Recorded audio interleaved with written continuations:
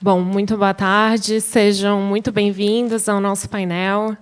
Eu agradeço muito a oportunidade de participar mais uma vez das Jornadas Brasileiras de Direito Processual. E faço esse agradecimento, agradeço o convite à professora Rogéria Dotti, ao professor Cássio Scarpinella Bueno, ao professor Alexandre Freitas Câmara, que muito nos honra com sua presença aqui. É uma honra estar nesta edição em homenagem aos professores Luiz Guilherme Marinoni e Teresa Arruda Alvim. E essa homenagem aumenta a nossa responsabilidade aqui ao tratarmos de temas que foram tão desenvolvidos e estudados por esses dois professores.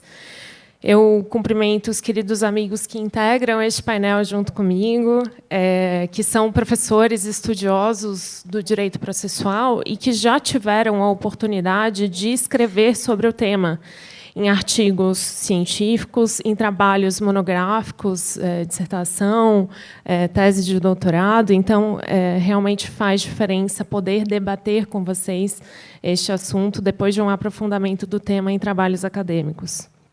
Eu cumprimento, em especial, todos os que estão aqui. Não é fácil, em 7 painéis simultâneos, né, numa programação intensa como é a programação das jornadas, escolher estar em algum painel. E vocês escolheram estar aqui.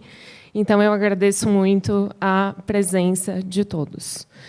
Bom, eu vou começar apresentando os nossos integrantes, embora dispensem apresentações.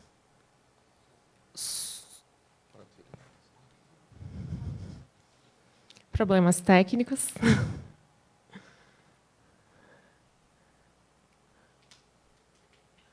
Bom, vou começar pela professora Larissa Portman. Ela é pós-doutora em Direito Processual pela UERJ, pós-doutora em Direito pelo PPG-DIN da UFF, doutora e mestre em Direito pela UNES, advogada, professora universitária.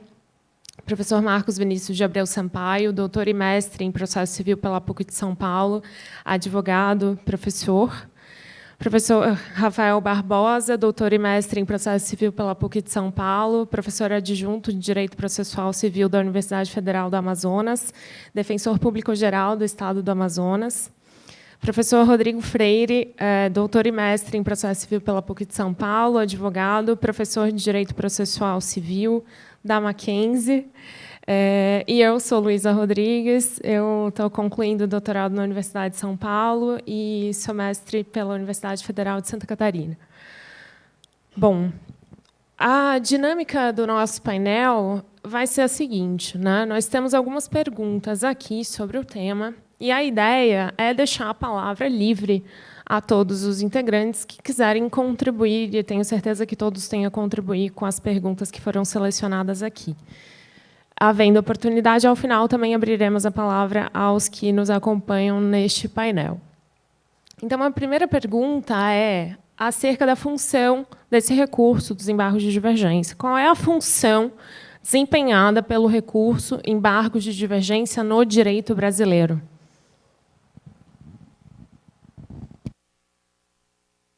A palavra está livre. Boa tarde a todos. Eu queria cumprimentar aqui a mesa, meus colegas. Vou me valer aqui da Luísa, como a nossa presidente, em nome da qual eu cumprimento todos. Queria cumprimentar todos os presentes, e aqui, em nome do professor Alexandre Câmara, grande professor de Direito Processual Civil, e uma mente brilhante que tem um pensar sobre o processo civil que eu gosto muito, que é um pensar do mundo real, da vida como ela e o processo civil. Queria dizer, antes de mais nada, da satisfação de estar aqui falando numa homenagem a Teresa Arruda Alvim e a Luiz Guilherme Marinoni. A professora Teresa Arruda Alvim, eu a conheço desde 94. Na verdade, 93, porque eu fiz a seleção do mestrado em 93 da PUC, e a primeira pessoa que eu conversei foi com ela, e ela disse assim: você quer mudar para São Paulo? Eu estou me mudando para Curitiba. Foi essa a primeira coisa que ela me disse. E de lá para cá a gente tem além dela ter sido minha professora, uma amizade. E Luiz Guilherme Marinoni também há muitos anos que o conheço, um baita processualista. Todos os dois são grandes nomes do direito processual civil, talvez da história do direito processual civil brasileiro, já estão nesse nível da história do direito processual civil brasileiro. Então, uma alegria imensa poder participar. Eu vou falar aqui, Luiz, eu vou fazer uma breve introdução sobre os embargos de divergência, porque eu sei que há pessoas aqui que já têm uma familiaridade maior com o tema, mas certamente alguns não têm ainda toda essa familiaridade em relação aos embargos de divergência. A gente sabe que tribunais superiores, eles existem basicamente para que profiram decisões paradigmáticas, né? Aquelas decisões que vão influenciar a jurisprudência nacional. O ideal, o mundo ideal, seria que tivesse um órgão colegiado apenas em cada tribunal. Mas isso não é possível. Então, você tem no Supremo 2 turmas e um tribunal pleno. Você tem no STJ 6 turmas, 3 sessões à Corte Especial. E o plenário que não julga matéria jurisdicional. Mas isso significa dizer na prática que você pode ter uma divergência interna. Então, o que pode acontecer? A primeira turma interpreta a lei federal de uma forma, a 4ª turma interpreta a lei federal de outra forma, do STJ. Né? Você vai dizer, não, mas primeira e segunda turmas julgam direito público, terceira e quarta direito privado, quinta e sexta penal. Tudo bem. Mas imagine, por exemplo, uma discussão a respeito de penhora. Você pode ter uma interpretação do CPC da primeira turma de um jeito, da 4ª turma de outro jeito. Então, essa possibilidade do dissídio interno, da divergência intramuros, é que faz com que exista o recurso de embargos de divergência. Um recurso cuja finalidade inicial é a uniformização da jurisprudência interna do STJ ou do STF. Ou seja, você não pode ter um tribunal que vai proferir uma decisão paradigmática se dentro do próprio tribunal não há uma convergência. Então, você precisa ter um recurso que faça com que o tribunal tenha o mesmo entendimento a respeito daquele assunto para que, obviamente, ele possa influenciar juízes e tribunais. Então, essa é a ideia inicial dos embargos de divergência. Claro que, a partir do momento que ele faz essa uniformização, é óbvio que não faz sentido que ele faça isso apenas para ele. Bem verdade que até para ele há turmas que desconsideram a decisão proferida nos embargos de divergência pela sessão, pela Corte Especial. Não é incomum, né, você ter uma decisão e depois, pura e simplesmente, uma decisão em embargos de divergência, e depois, pura e simplesmente, ao descumprimento, decisão contrária na turma ou na... E às vezes, o próprio colegiado que proferiu a decisão, não é incomum ele proferir a decisão de forma diferente. Até sem mudança de composição. Recordo uma situação que foi uma situação em que saiu a decisão, teve um intervalo. Na volta do lanche. Na volta do lanche teve uma decisão em sentido contrário, o mesmo assunto. Certamente era a fome que estava influenciando aí. Chegou uma tropa aí chamada Lado B do processo. Com esse nome Lado B, vocês já podem imaginar que não é algo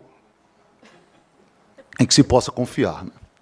Mas, enfim, então, não é impossível, e a gente sabe disso. Mas é óbvio que os embargos são para essa uniformização, né, interna, intramuros.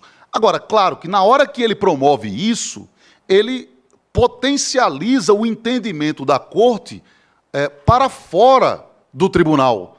Porque se você tem uma decisão dizendo uma coisa, outra decisão dizendo outra, exemplo, temos uma discussão agora recente que é a seguinte, em relação à estabilização da tutela antecipada antecedente. Você tem lá uma posição dizendo que o recurso, e apenas ele, impede a estabilização. Aí você tem outra posição dizendo não. Onde está escrito recurso, leia qualquer impugnação. Né? são situações divergentes. Então, quem está aplicando lá na ponta vai dizer assim, eu sigo o quê? Essa orientação ou essa outra? Então, os embargos de divergência, óbvio que eles não servem apenas para uniformizar o entendimento, eles potencializam também, extramuros, a unidade do direito e a possibilidade de você ter a aplicação daquele entendimento. Então, você tem as duas situações aqui e, obviamente, também pega-se carona nesse interesse público para poder satisfazer o interesse da parte, julgando o caso concreto. Então, ao meu ver, essa é a função aí principal dos embargos de divergência.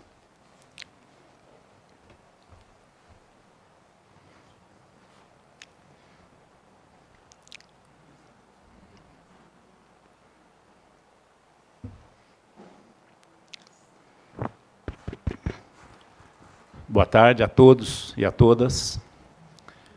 Como disse o professor Rodrigo, é um imenso prazer para nós todos aqui participar desse congresso que envolve homenagens à professora Tereza Rudalvin e ao professor Luiz Guilherme Marinoni.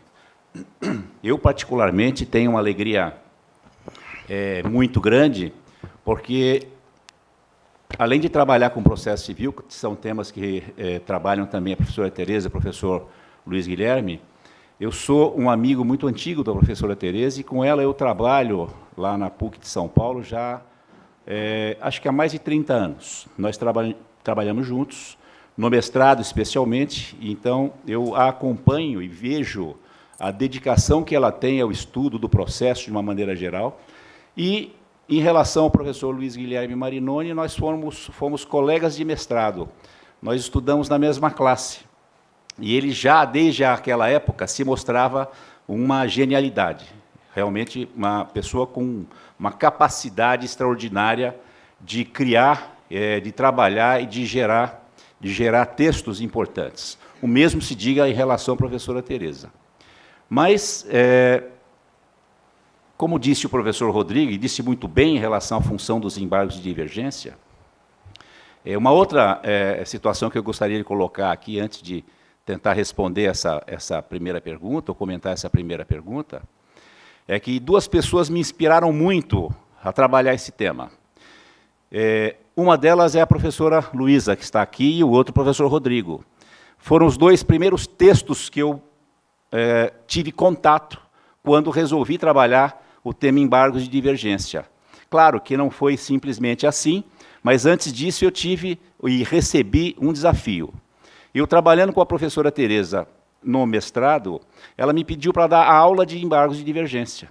Eu disse que daria aula. Quando fui, não tinha, direi a vocês, eu não tinha estudado, não tinha lido muita coisa a respeito do tema. A primeira coisa que eu fui fazer foi olhar o código. Quando eu fui olhar o código, descobri que os embargos de divergência tinham sido tratados em 2 artigos. E essa descoberta foi uma descoberta que me trouxe um medo gigantesco, porque eu disse, o que eu vou falar numa aula de mestrado durante cerca de 1h30, 2 horas? 2 artigos? Eu falei, bom, eu não tenho mais o que fazer, já aceitei o convite, eu vou ter que estudar. Fui estudar, primeiro, como eu disse, o livro que busquei foi da Luísa, e depois o texto do professor Rodrigo, especialmente porque eu tinha, quando li os artigos e comecei a pensar sobre o tema, imaginei que os embargos de divergência tinham sido tratados muito mal pelo legislador, ou quase não foram tratados pelo legislador. Claro, fui buscar também informações históricas a respeito do tema, para entender um pouco que papel esse tipo recursal deveria ou estava exercendo até aquele momento no sistema processual. E a minha surpresa não foi das mais agradáveis. Verifiquei, basicamente, que os embargos de divergência tinham sido lá tratados pelo legislador, tal qual tinha ele tratado do sistema de uniformização de jurisprudência, não são e não eram a mesma coisa. Não obstante, imagino que a visão do legislador tenha sido essa. Deixar para os embargos de divergência uma função idêntica, se não parecida, com a função do incidente de uniformização de jurisprudência. O que, basicamente, pareceu para mim que o legislador perdeu um grande momento. um grande momento de tratar melhor um tema de tamanha importância, em que pese apenas 2 artigos terem sido reservados para esse tipo recursal. E aqui eu complemento um pouco essa fala do professor Rodrigo, no que diz respeito a essa função interna, não é? Estabelecimento de uniformidade de entendimentos intramuros.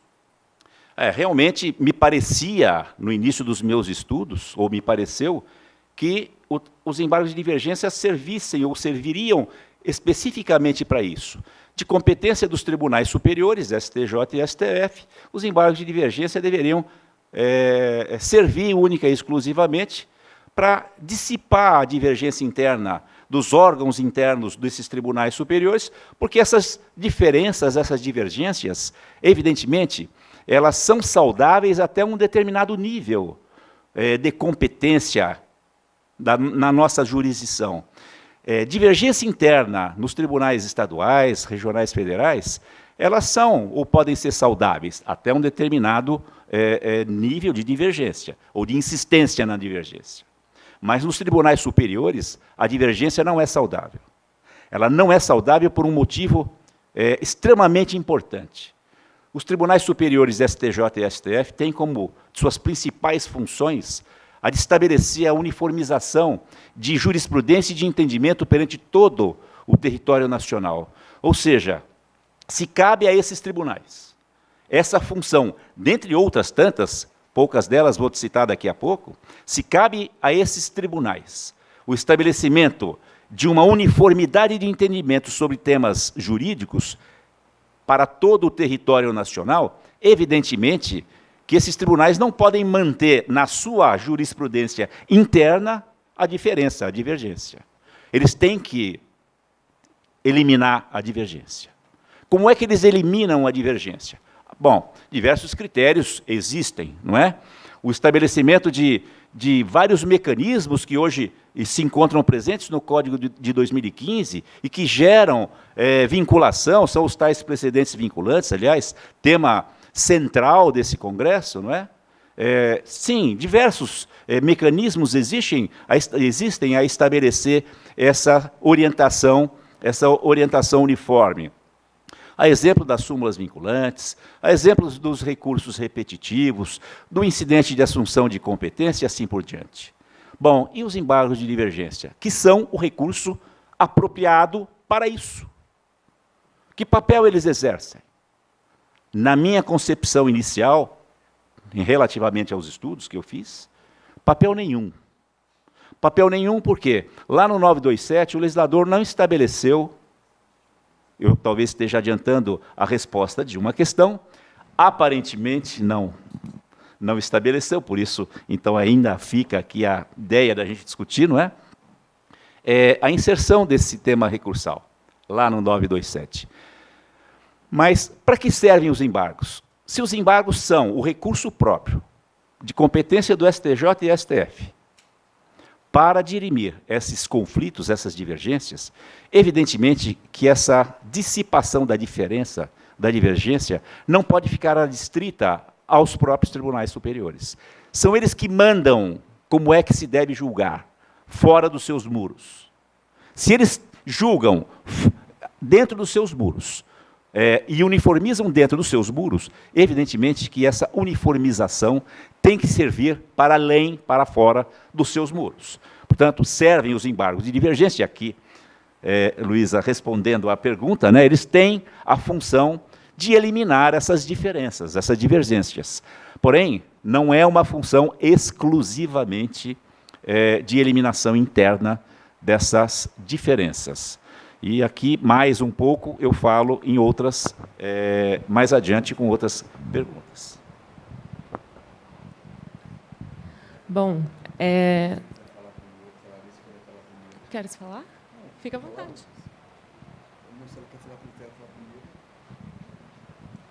Eu tenho sobre essa questão ainda. Sim. Boa tarde a todas e a todos.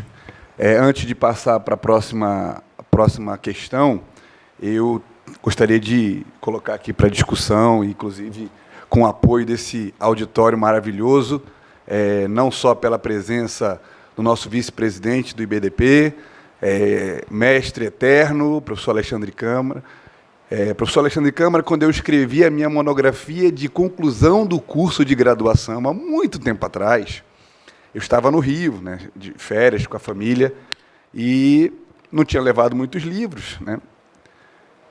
Nem tinha bagagem própria naquela época, né, andava com os pais, quando senti a necessidade, o prazo chegando, e eu só tinha o seu curso, né, o curso de processo civil, lições, né, naquela versão aquela trinca maravilhosa, e eu escrevi sobre embargos de declaração com a finalidade de pré-questionamento. Ia deixar de fazer essa menção e um agradecimento também ao Luciano, Cássio e, perdão se esqueci alguém. Sobre esse assunto, eu não quero polemizar muito, mas todos nós aqui somos unânimes em falar que a função dos embargos de divergência é solapar um dissenso interno. Porém, nós sabemos que o STJ e o STF não se posicionam apenas através de recursos como recurso extraordinário e recurso especial. Eles se posicionam por outras várias formas, né, por outros vários meios e mecanismos. Só que, na minha opinião, os embargos de divergência eles ficam restritos ao recurso especial e ao recurso extraordinário. Então, aí a minha pergunta não é uma pergunta, mas uma colocação, principalmente para o professor Marcos, que falou de forma muito eloquente que o legislador andou mal, porque foi muito pobre na tratativa dos embargos de divergência no CPC de 2015, e a Luísa tem um livro só sobre isso, né, uma monografia belíssima sobre esse tema. Não deveria ter ele andado mais, já que a função de unificar o direito federal, unificar a Constituição e jogar isso para todos os demais órgãos do Poder Judiciário, também não poderia ter lugar em outras manifestações que não propriamente só em embargos, só em recurso especial, só em recurso extraordinário. Porque ainda que você tome um paradigma de uma outra manifestação num outro julgamento, tem que ser, né, só vai caber embargos infringentes se for um acórdão proferido em recurso especial e recurso extraordinário. Então, nós estamos com um mecanismo mega potente para uniformizar e gerar esse efeito vinculante, mas ele está, de certo modo, com a sua eficácia restrita pela falta de cabimento em outras possibilidades e outras manifestações dessas cortes.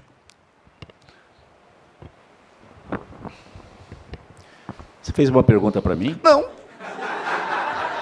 Mas, bem que eu tenho crédito, né? Eu posso fazer. Você não tem. Porque a Didi cortou a minha... Não. Vocês sabem o que ele está fazendo agora? Continuando. Eu demorei 28 anos para defender o meu doutorado. Fui empurrando com a barriga, até o dia que, com a cerveja no copo, fui desafiado pelo professor Monerá para a gente fazer o doutorado e defender o doutorado juntos. E nós fizemos isso. Terminamos juntos, escrevemos o trabalho, defendemos com uma diferença de um mês o doutorado e publicamos nosso livro juntos. Aliás, o lançamento está acontecendo hoje, aqui. O dele e o meu livro. Bom, mas quem estava na minha banca de doutorado? O professor Rafael, que não fez pergunta alguma, fez meia dúzia de perguntas, tudo, e agora ele está querendo me sabatinar. O que você está me perguntando é se os embargos de divergência foram maltratados mesmo, isso? Isso, também. Eles foram maltratados, sim. Mas, até no meu trabalho, eu digo o seguinte, que esse maltrato do legislador não serviu a estancar a possibilidade que existe de nós atribuirmos maior eficácia, maior rendimento aos embargos de divergência. Por que isso?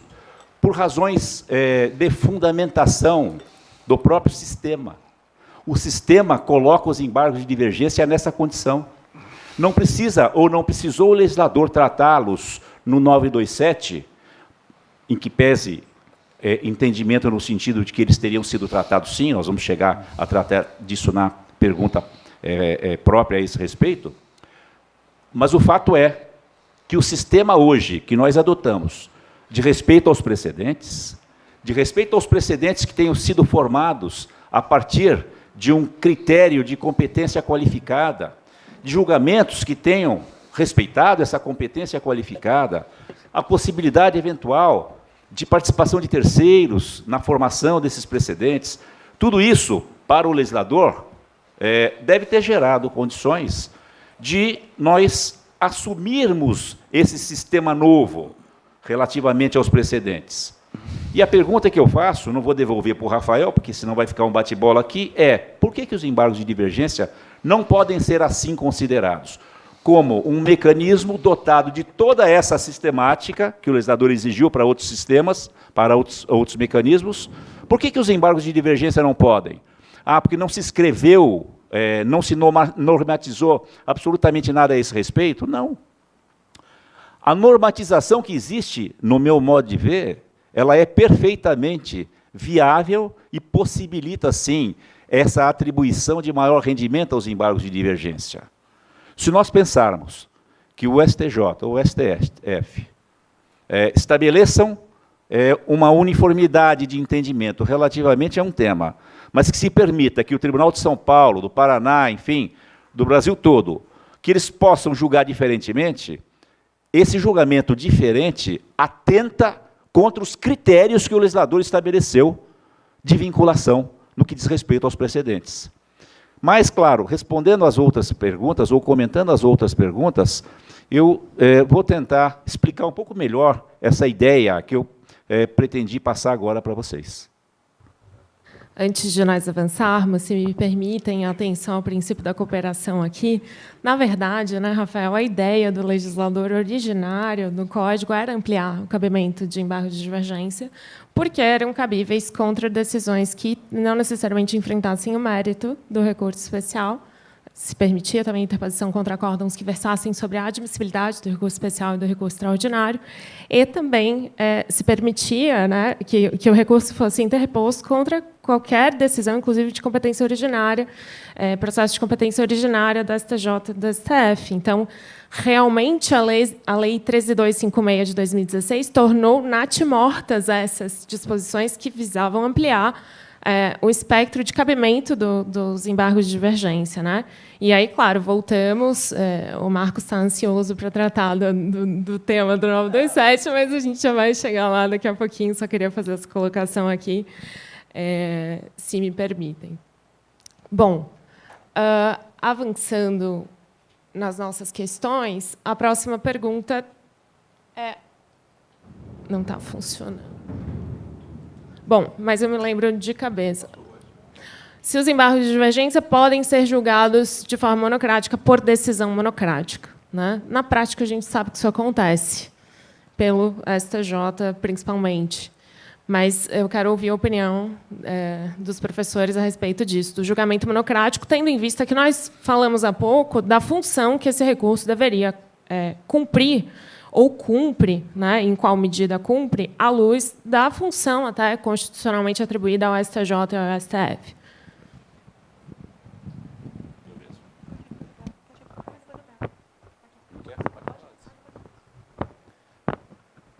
Bom, então, a bola estão deixando muito no meu pé aqui, mas a minha resposta, não vou me alongar muito, porque acho que essa questão é uma questão importante, sim, até por conta dos poderes que tem o relator em diversas situações envolvendo a atividade recursal.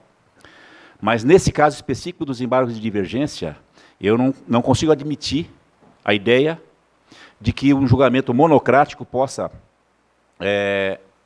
refletir julgamento de embargos de divergência. Por que isso?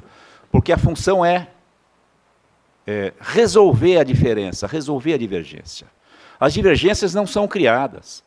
Não existe divergência entre um julgamento só. Existe divergência entre diversos julgados. E esses diversos julgados que geram a divergência que possibilita os embargos de divergência serem opostos, são divergências causadas existentes entre choques de entendimentos relacionados a julgamentos colegiados.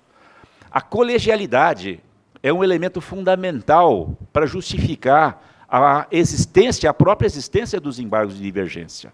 Então, no meu modo de ver, não há que se falar em hipótese alguma, claro, respeito posicionamentos em contrário, mas a minha visão a respeito desse tipo recursal é a de que a colegialidade é da sua essência, não só no estabelecimento da solução da divergência, como também nas questões envolvendo a própria ocorrência da divergência.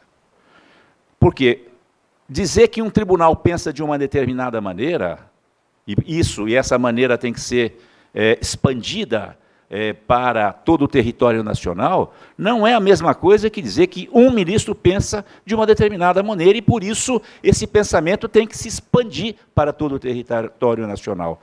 Isso, no meu modo de ver, atenta contra a essência dos embargos de divergência. Por isso, entendo que não é o caso de se admitir julgamento de embargos de divergência por decisão monocrática. Bom, uma boa tarde a todos. Queria também aqui aproveitar e agradecer o convite, né, e cumprimentar aqui tanto a mesa, que a gente já está numa discussão acalorada, e também a nossa qualificada plateia. Nesse ponto também eu vou aproveitar só para fazer, né, pegando aqui o gancho do professor Marcos, nisso só fazer uma ressalva. Concordo em relação ao julgamento colegiado, que eu acho que é essencial aqui, a gente acabou de tratar da função dos embargos de divergência, né? E em relação a essa uniformização no nosso ordenamento, então concordo da relevância do julgamento colegiado, mas me parece também que a gente tem uma questão aqui que é bem tratada na jurisprudência, que é a admissibilidade em relação à demonstração dessa divergência, em relação a questões de tempestividade. Essas questões me parecem, tá? E aí respeito, sei que pode ter essa divergência, essa discordância, né? Mas essas questões me parecem que não precisariam ser levadas a um colegiado, até porque, eventualmente, elas poderiam ser impugnadas para chegar a um colegiado. Não precisariam entrar numa pauta colegiada de STJ, de STF, para, por exemplo, discutir uma questão de prazo ou uma questão em relação a essa divergência não foi adequadamente demonstrada, como a gente vê vários julgados nesse sentido. Mas, em relação ao debate em si da divergência, tá? Aí sim, me parece que não tenho nada a retocar em relação à necessidade de um colegiado, até para que possa ser a função uniformizadora. Justamente o colegiado tem uma função essencial aí no debate para essa uniformização. Sem querer estabelecer polêmica nem nada, mas só um acréscimo aqui. A sua colocação é perfeita, viu, professora? Quando eu disse que o julgamento monocrático não pode servir de base de sustentação para o estabelecimento da divergência ou da eliminação da divergência, eu quis dizer em relação ao mérito mesmo. O juízo de admissibilidade dos embargos de divergência, esse sim pode ser feito por meio de decisão monocrática. Se me permite só complementar aqui para a gente fechar aqui, eu acho que até essa existência de divergência ou não deve ser apreciada pelo colegiado. Eu acho que é muito mais a questão formal de demonstração da divergência ou questão de prazo. Tá? Só essas questões que seriam, a meu ver, poderiam ser aí decididas monocraticamente. Não, só para... Eu queria só complementar uma coisa, que o regimento interno do Supremo admite o julgamento monocrático para a inadmissibilidade, como também o regimento do STJ admite, só que no caso do regimento do STJ, admite também julgamento de mérito. Agora, seriam situações, basicamente, em que você tem um julgado, aliás, o recurso contrário a um precedente vinculante, a uma súmula, um precedente vinculante. Então, normalmente, são essas situações que eles admitem, mas eu também concordo que eu acho que a resolver a divergência não pode ser de maneira monocrática. Isso aí não resta dúvida. Queria só dizer uma coisa para o professor Marcos Vinícius, que é a seguinte. Ele disse aqui que os embargos de divergência têm 2 artigos. Professor, no Código passado era 1 artigo. Então houve um aumento de 100% no número de artigos. O dobro. Nós dobramos o número de artigos dos embargos de divergência. De 1 para 2. fizemos esse acréscimo.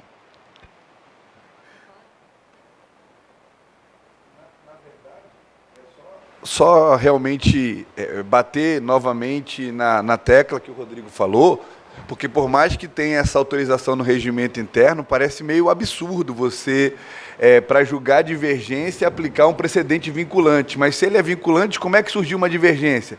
Se já se tem a exata noção de que aquela decisão está equivocada, né, está errada, não teria muita lógica você permitir que isso fosse dirimido por um único órgão. E aí, de certo modo, acredito que melhor andaria o regimento interno se colocasse expressamente que a questão que pode ser dirimida de forma monocrática diz respeito exclusivamente à formalidade do cabimento. E aí que vai envolver, inclusive, a demonstração formal da divergência, etc., prazos. Agora, a existência da divergência, né? É claro que aí seria realmente algo afeto ao colegiado, e ao colegiado qualificado, que é o colegiado competente para julgar os embargos de divergência. A grande questão, na verdade, também é a linha tênue que há entre o que é admissibilidade e o que é mérito, né, do recurso dos embargos de divergência. Inclusive, essa fala tua e do Pedro, naquele livro que vocês colocam sobre agravo interno, para mim é perfeita. Para mim, eu não vi ninguém mais claro do que vocês dois dizendo, isso aqui é mérito. Embora estejamos no plano da admissibilidade, a questão aqui de fundo é mérito. Então, já quis dizendo que eu sou fãzaço desse texto de vocês. Obrigada, Rafael. Mas só para concluir o raciocínio, é exatamente isso, porque na prática o que a gente vê? Vem a decisão monocrática do relator dizendo, não admito porque não está comprovado o dissídio. É uma decisão carimbo, né? Nem explica por que não está comprovado o dissídio, se eu fiz o cotejo analítico, se eu fiz tudo aquilo que manda o regimento interno, por exemplo, da STJ. As circunstâncias fáticas não coincidem, mesmo sendo divergência de cunho processual, que, né, o STJ está cansado de dizer que, nesses casos, tem que flexibilizar e admitir, mesmo que as situações não sejam exatamente similares. E isso, muitas vezes, na análise, se está ou não comprovada a divergência, já há uma incursão no mérito, né, de forma monocrática. E aí a gente entra nessa questão, voltando à função do recurso que está sendo analisado monocraticamente. Bom, a nossa próxima questão é a seguinte. Agora sim, Marcos. Agora sim. O acórdão que julga os embargos de divergência tem eficácia vinculante, forma precedente vinculante? A palavra está livre.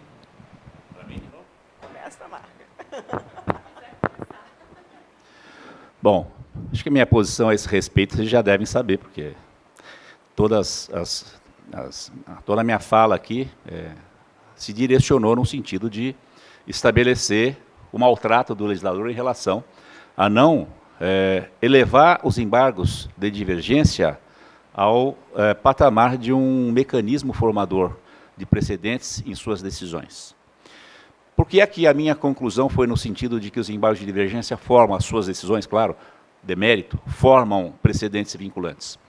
Eles estão lá no 927? Há quem diga que sim, estão lá no 927, inciso 5º, que o legislador diz assim, aqueles que não estão com o código aí, só para ficar mais claro,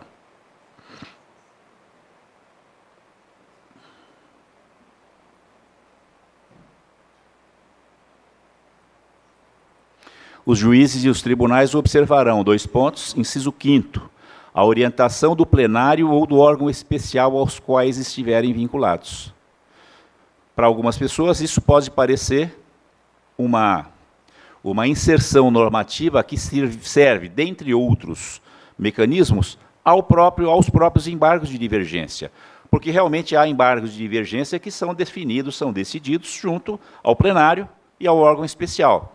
No caso do STJ, no órgão especial, no STF, o plenário. Se nós tivéssemos só o Supremo Tribunal Federal, diria a vocês, não, os embargos de divergência não foram nominados expressamente, mas o inciso 5º abrange as hipóteses todas de divergências que podem acontecer junto ao STF, porque lá essas diferenças serão resolvidas junto ao plenário. Mas no STJ não é isso que acontece. No STJ há determinados embargos de divergência cuja competência não está afeta ao órgão especial. Está afeta, por exemplo, às sessões ou à própria sessão. Divergências entre turmas, por exemplo. Então, claro, o legislador não tratou dos embargos de divergência aqui. Não quis tratar. Talvez ele tenha dado um tiro e acertado um pombo meio manquitola, lá com a asa também meio torta, acertou um pedacinho da história, mas deixou em aberto situações que não foram contempladas. Eu volto à minha fala inicial. Por que é que esses embargos de divergência, as suas decisões, devem formar decisões vinculantes? Função do STJ, função do STF é esta: estabelecer uniformidade de entendimentos junto a todo o território nacional. Também é função desses tribunais estabelecer situações, ou, melhor dizendo, estabelecer previsibilidade para os jurisdicionados, tratamento isonômico para os jurisdicionados. Todas essas funções, e ninguém há de negar isso, não fui eu que criei, isso está no sistema, isso é, na verdade, essas funções são constitucionais até mesmo, algumas delas. Todas essas funções têm que ser respeitadas. E quando se diz que elas têm que ser respeitadas, isso significa o seguinte: quando o legislador coloca no sistema um recurso de competência originária, ou melhor, de competência do STJ e do STF, ele está dizendo que esses tribunais são só os competentes para julgar esses recursos. E esses recursos servem para quê? Para dirimir, aí volto àquilo que disse o professor Rodrigo, para dirimir as diferenças, as divergências intramuros desses tribunais. Muito bem. Será que quando esses tribunais dizem, aqui dentro nós vamos julgar determinado tema de tal maneira, o legislador, ou mesmo o nosso sistema, admite que, fora desses muros, outros juízes e outros tribunais deixem de respeitar essa uniformização? No meu modo de ver, não. Bom, vocês podem me questionar, não é? Então, qualquer tipo de estabelecimento decisório nesses tribunais tem que ser respeitados pelo sistema todo judiciário. Não. Esse recurso em específico. Porque esse recurso serve exatamente para isso. E mais, são um recurso de competência qualificada. Os órgãos que julgam esses recursos internamente, junto a esses tribunais, são órgãos de competência qualificada.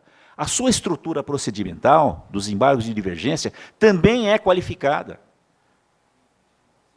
Todos os mecanismos formadores de precedentes vinculantes que nós conhecemos, todos eles, não são diferentes do que pode acontecer com os embargos de divergência, em termos de qualificação, de competência, de estrutura procedimental.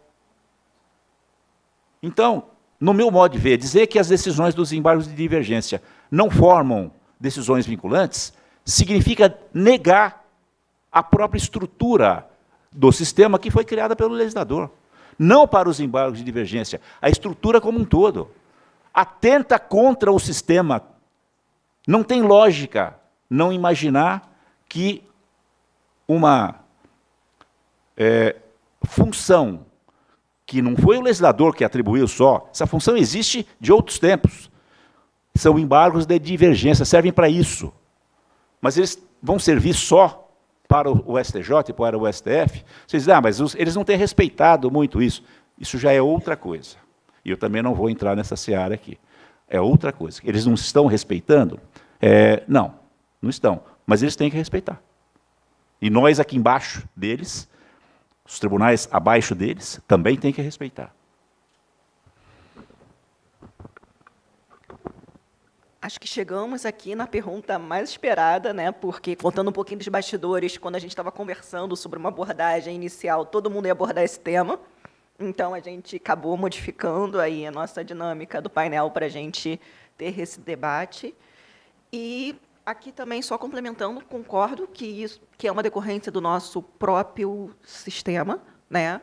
A gente talvez até consiga encaixar algumas hipóteses, como no caso da STF, ou no caso ali de sessões da STJ, em alguns casos. No 927, inciso 5, e vou parar por aqui para não adiantar mais um pouquinho, mas, na verdade, o que a gente tem ali, pegando esse gancho, né, que a gente já conversou, da função uniformizadora, essa uniformização ela tem efeito vinculante no nosso ordenamento. Quando a gente fala daqueles incidentes fixadores de tese jurídica, quando se fixa uma tese, seja para prevenir uma divergência ou já para fixar um entendimento diante de uma questão divergente, já tem essa hipótese vinculante, já tem esse efeito vinculante. E de nada adiantaria haver uma uniformização se não for, principalmente nos tribunais superiores, se não fosse uma razão, essa eficácia vinculante, essa razão de ser de vinculação do sistema, porque a gente está falando de uma estruturação do sistema, de uma ratio, de uma razão de ser, da estruturação do nosso sistema de observância, de respeito aos precedentes. Estou aqui falando de sistema de precedentes, sei que nem todo mundo concorda com essa denominação, mas a razão de ser dos precedentes vinculantes me parece aqui que essa necessária uniformização que é feita com os embargos de divergência no âmbito dos tribunais superiores. Então, embora talvez não conste expressamente lá descrito, né, até porque esse maltrato fez com que os embargos de divergências fossem tratados apenas, fossem inscritos expressamente 9 vezes no CPC de 2015, tá? Ela é uma decorrência do nosso sistema, ela é uma lógica dessa função uniformizadora, dessa reconstrução discursiva dos casos, para que seja esse entendimento, tal como já seria também desses incidentes fixadores de teses jurídicas, seja quando há uma já divergência, seja para prevenir essa divergência.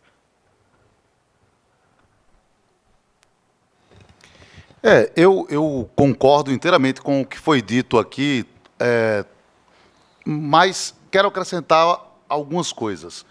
Uma delas é que eu acho que e isso era a questão posterior, mas já vamos respondendo ela, é que eu acredito também que as sessões estão contempladas no seguinte sentido. É possível fazer essa interpretação, por quê? Porque a sessão, sobre determinadas matérias, ela dá a última palavra. Então, naquilo que ela dá a última palavra sobre aquela matéria, não há por que se entender que só o órgão especial é que pode formar o precedente. Ela cumpre a função semelhante à do órgão especial, à da Corte Especial, sobre aquilo que ela dá a última palavra. Além disso, por que eu acho que deve formar precedente vinculante a ratio decidendi nos embargos de divergência? Uma razão muito simples. Os embargos de divergência, eles são o IAC às avessas, o incidente de assunção de competência. Só a diferença é que o incidente de assunção de competência, ele é ou preventivo ou repressivo, em geral preventivo. E os embargos de divergência são repressivos.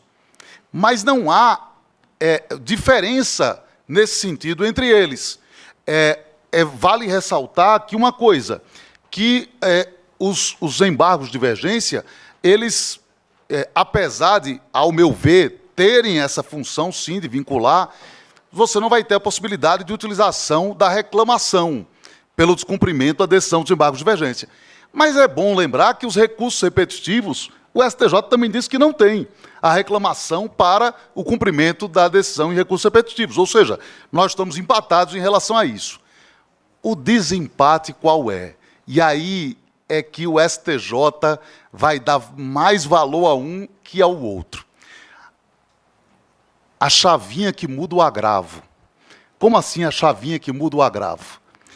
O STJ julga em recursos repetitivos muito mais do que para firmar o precedente, é para que novos recursos não subam até ele.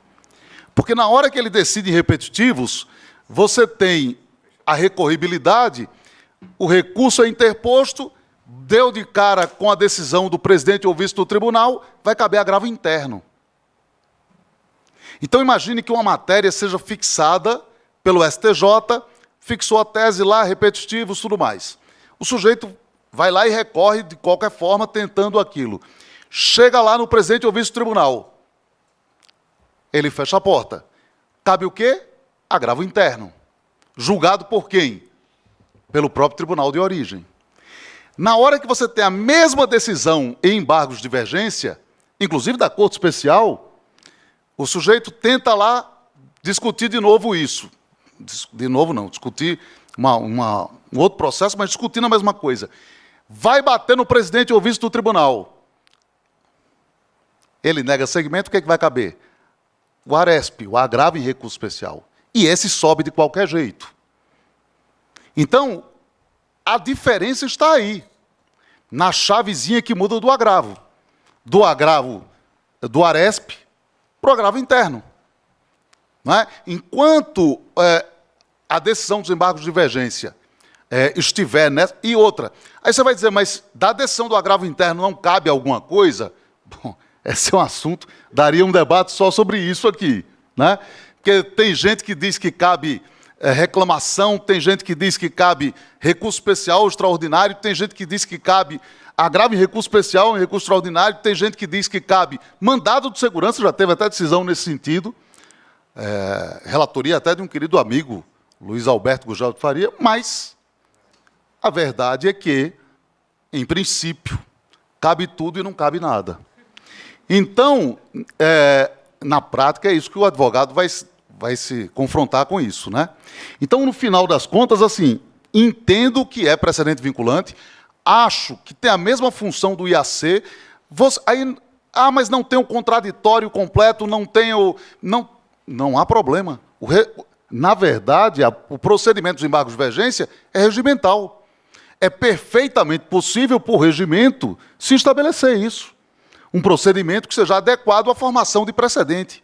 Inclusive, decisão de afetação. Vale lembrar que o STJ admite, inclusive, a sistemática dos repetitivos em embargos de divergência. Então, e vou colocar só mais uma coisa para a gente pensar. Nós temos aí pela frente um desafio muito grande, que é o seguinte: virá a lei que vai regulamentar a relevância. E a lei que vai regulamentar a relevância, ela não vai se limitar a dizer assim, tem relevância isso. Ela vai criar um regime da relevância, a exemplo do regime da repercussão geral. É muito difícil que ela não entre nessa seara. Os projetos que existem hoje estão nessa... E o que vai acontecer? Primeira pergunta, o STJ vai deixar de julgar em repetitivos para julgar em relevância, como se julga no Supremo? Porque o Supremo não julga em repetitivos, né? A gente escreve assim, os recursos especiais extraordinários repetitivos. Que extraordinários repetitivos? Isso não existe. Repetitivos são os recursos especiais. O STF julga em repercussão geral, né? Sob o regime da repercussão geral. Então, será que nós vamos ter também essa sistemática no STJ, julgando um recurso especial no regime da relevância? E, se nós tivermos isso, como ficará essa situação aí, né? Porque, nesse caso, vai caber o agravo interno também. Porque ninguém vai criar isso para caber agravo em recurso especial. Vai criar isso para caber agravo interno. E morrer a questão lá na origem, lá no TJ, TRF, enfim. Então, como vai ficar essa situação? Os próprios embargos de divergência, como eles ficarão depois disso? Não é? Porque nós vamos ter uma mudança completa de sistemática aqui, de formação do precedente. Há uma coisa que é a seguinte, o nosso modelo de precedentes é eu não queria dizer essa expressão, mas é um saco de gatos. É uma bagunça. A gente tem o IRDR, a gente tem o IAC, a gente tem recursos repetitivos, quem dá aula em graduação aqui sabe a dificuldade de explicar isso. Aí tem a súmula, o sujeito diz, mas isso é precedente? Não, mas isso não é. E ainda tem a repercussão geral, que é difícil explicar às pessoas a diferença entre a repercussão geral para a admissibilidade e o regime da repercussão geral. E explicar que isso que não está no 927 também forma precedente. Então, o nosso modelo é uma bagunça. Uma dúvida que é. Agora, o que eu não posso admitir é que os embargos de divergência não formem precedente nesse sistema absolutamente bagunçado, que você diga assim, não, é preciso constar no 927 expressamente. A repercussão geral também não está lá. É preciso caber reclamação. Os repetitivos, o STJ também não admite. Né? Agora, o que acontecerá depois da relevância? E será que a lei da relevância não deveria aproveitar para resolver essa questão dos embargos de divergência e, de uma vez por todas, estabelecer a sua formação, a sua capacidade de formação de precedente vinculante? É aí a pergunta que eu deixo, mas entendo que é possível a partir da lei atual mesmo. Sobre essa questão, Luiz, eu peço só para também dar uma palavrinha sobre algo que me persegue nesses últimos anos e meses. Claro que, na prática, os embargos de divergência estão muito mais próximos do advogado e dos ministros do STJ e do STF. Eu, como defensor público, e defensor público responsável pelos recursos cíveis do meu Estado, salvo engano, fiz um embargo de divergência. É muito raro, né, a defensoria manejar um recurso como esse. Fica mais, realmente, ao alcance dos litigantes que têm melhores condições, né, de prover a sua defesa com advogados do quilates do professor Marcos, da Larissa, da Luísa, do Rodrigo e dos que estão aqui presentes. Mas a academia me fez pensar nos embargos de divergência, me fez pensar nessa questão do nosso desejo meio que desenfreado hoje pela vinculação, pela uniformização, e está aí o evento desse tamanho, o tamanho do IBDP, com o título de sistema de precedente. Porém, acaba que o processo reflete um pouco, é uma microvisão da nossa vida.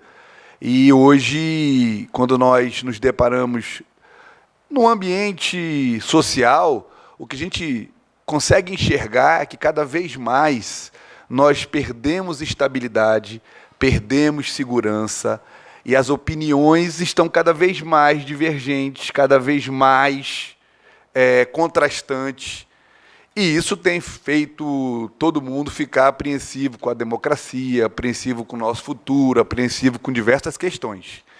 E eu acabo pensando que talvez não seja essa a questão do processo, das decisões que hoje se distanciam cada vez mais uma das outras. E se isso acontece também no processo, existe mecanismo para corrigir esse problema? Não era melhor no CPC antigo, quando o recurso especial tinha uma finalidade uniformizadora, se amanhã o juiz lá do Amazonas decidisse o contrário, caberia um recurso especial para cassar? Se houvesse divergência, caberia um recurso especial para uniformizar? Mas essas decisões divergentes, elas eram aceitas, elas eram tratadas como algo do sistema natural. E esses mecanismos que impõem uma decisão única ou que procuram, de certo modo, gerar essa questão vinculante, será que eles conseguem o seu objetivo ou não? Isso tem me chamado muita atenção, e aí a fala do Rodrigo. Como é que vai ser o futuro? Trazer essa questão para baixo e dizer, ó, daqui não cabe mais nada. E eu acabei de escrever um livro e encaminhei para a editora, que o livro trabalha com limitações aos recursos. Então, em algumas situações, você não terá mais acesso ao STJ, não terá mais acesso ao STF. Não conseguirá fazer com que o teu recurso especial, por alguma razão, chegue até esses tribunais. E eu acho que essa é a forma, talvez uma forma autoritária, mas que o sistema vai caminhar para o futuro. Então, esse mafuá de gato, de que nós teremos, né, vários instrumentos para a uniformização e para fazer a vinculação precedente, talvez esteja com os dias contados. E a gente vivencia algo que acontece na Europa, na Alemanha, por exemplo, que determinados recursos não sobem. Até esse determinado valor, não tem recurso. Acabou. Ah, mas não tem apelação. Dane-se. Vai perguntar para o alemão se ele confia no processo civil dele. Ele vai dizer que sim, mais do que o brasileiro, que recorre até dizer chega, que recorre até o embargo de divergência, muito embora né, que nós fizemos lá para os nossos vulneráveis. Mas, em compensação, é alguma coisa que eu acho que nós temos que enfrentar, esses bloqueios, esses limites aos recursos, se não são mais efetivos do que algo como os embargos de divergência. Só pela lei, né? Isso, e que sejam pela lei. Não como é feito, muitas vezes, com jurisprudência defensiva. Isso aí. Né? Quer dizer, a lei pode trazer isso. Eu não vejo problema que ela traga. Agora, as regras precisam ser claras, as regras precisam ser previamente estabelecidas por lei. E aí? Nesse meu estudo, o primeiro capítulo inteiro é para dizer que não existe duplo grau de jurisdição, como princípio, né? Ou seja, o legislador pode, amanhã, tirar um recurso ou outro, se quiser. Bom, o tema realmente é polêmico e nós vamos seguir nessa polêmica, porque a pergunta seguinte já traz o rol do 927. Né? Embora o Freire falou sobre isso, o Marcos falou sobre isso um pouquinho, mas a gente vai voltar nesse assunto. O rol do artigo 927 do Código abrange ou deveria abranger os acórdãos proferidos em sede de embargos de divergência. E aqui, antes de passar a palavra, estava ouvindo as opiniões de vocês sobre o assunto, e várias questões me vêm à mente. Né? A primeira delas é, se nós pensarmos no 926, no dever de observância, e aí eu falo dever de observância para me valer dos termos da lei e não entrar nas discussões se isso é vinculante, se isso é vinculativo, se isso é qualificado, enfim, que a gente sabe que tem várias vertentes na doutrina sobre isso. Me parece não haver dúvidas de que haveria um dever, no mínimo, um dever de observância, no sentido de não ignorar a existência de um acórdão do STJ ou do STF, preferido em embargos de divergência, exatamente por sabermos qual é a função que esse recurso desempenha ou deveria desempenhar dentro do nosso ordenamento. Né? E me recordo de uma edição das jornadas do Conselho Federal, com propositura, eu propus um enunciado nesse sentido, e foi vetado na época exatamente por se entender que não, essa observância lá do 926, na verdade, já é um caráter vinculativo, e aí nós estamos numa seara bastante controversa. Embora eu veja que aqui há certo consenso em relação a... Não, tem caráter vinculante. Né? Mas aí eu vou provocar um pouco mais, e isso não é exatamente objeto de uma pergunta aqui, mas, já que nós estamos nesse ambiente de debates, acho que seria relevante, porque se nós pensarmos a função do repetitivo, né, teoricamente não há nenhum óbice para se interpor embargos de divergência contra um acórdão preferido em recursos repetitivos. Né? Se nós estivéssemos num desenho dos recursos, o récipe repetitivo está aqui, em cima ainda poderia, em tese, haver embargos de divergência. Né?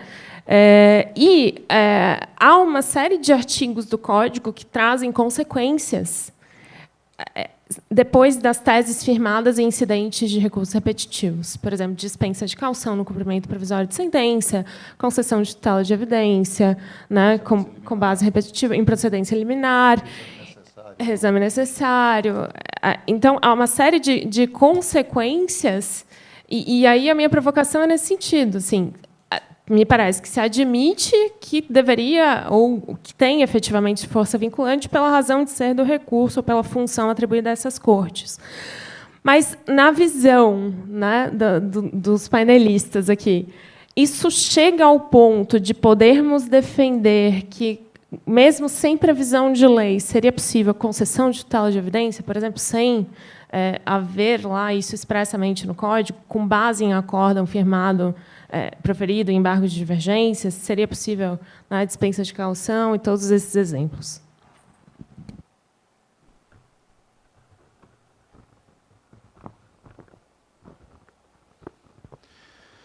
Bom, eu vou começar respondendo a questão propriamente dita e depois passo a sua pergunta, tá, Luísa? E aproveito também a fala do Rodrigo, pouco tempo atrás, que deu um entendimento até, de certo modo, estendido ao inciso 5º, dizendo que, olha, até mesmo as divergências que são resolvidas pelas sessões, as sessões, em determinadas circunstâncias, elas são o último órgão competente para o julgamento de determinado tema. No caso, os embargos de divergência são julgados por eles, e ali a gente poderia pensar em que isso teria sido contemplado, sim, no inciso 5º, não é? Parece que foi isso que você falou, né, Rodrigo? Eu discordo um pouco da sua posição pelo seguinte, claro, se a gente quiser estender essa interpretação, até para sustentar a posição no sentido de que os embargos de divergência produzem decisões vinculantes, eu acho que é válido, sim, e é um raciocínio bastante interessante. Mas, quando eu disse que eles não estavam previstos ali, na verdade, eu quis tratar, e eu fiz essa afirmação para dizer que o legislador não pensou nisso. O legislador maltratou, sim. Ele não disse que o último órgão competente dos tribunais superiores, quando proferirem julgamentos, esses julgamentos seriam vinculantes. Ele não disse isso, ele disse pleno e órgão especial. Até porque são organismos internos desses tribunais, no caso do órgão especial, com competência bastante maior e dilatada, em termos até de participação dos seus membros, do que as sessões.